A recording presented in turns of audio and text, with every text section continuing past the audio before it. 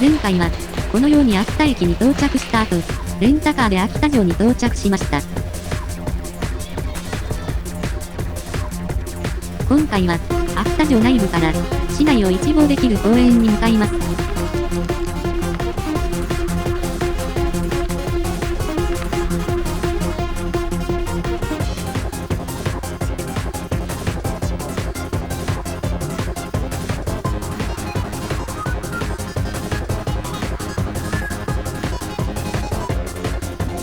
これより、歴史を体感できるスマホアプリの画面とともにスポットを紹介します。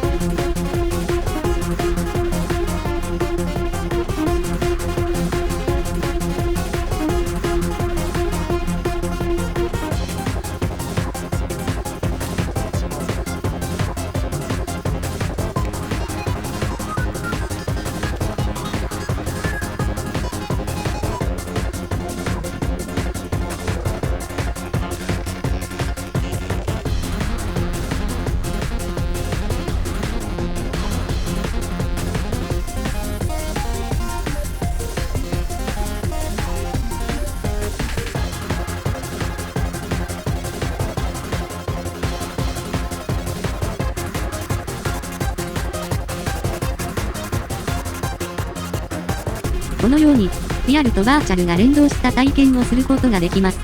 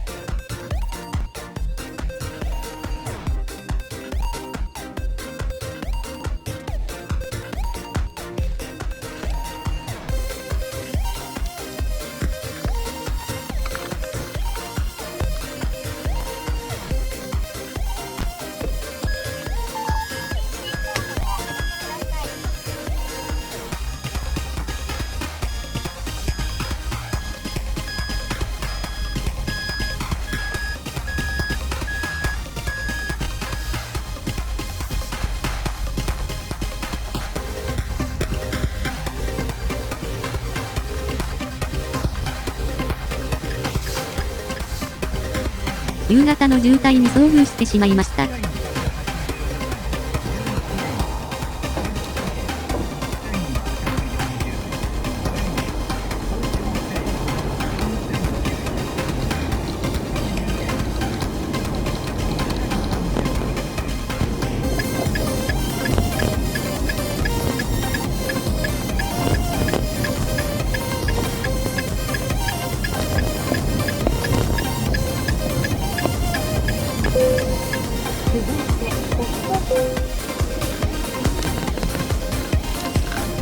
もうすぐ、最寄りの公園に到着します。こちらは、秋田市一つ森公園です。奥に市内を一望できる場所があるようなので、向かいます。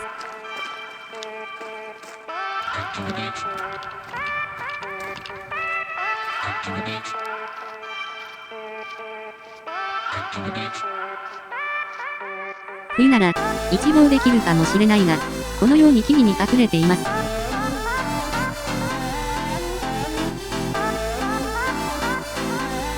ちょっと疲れたから一旦休んでから帰ります。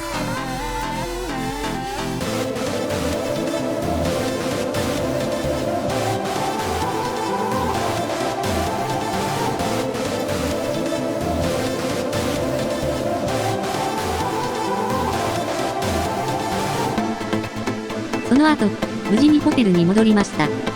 次回は、電車で秋田市内で最高層のタワー展望台に向かいます。お楽しみに。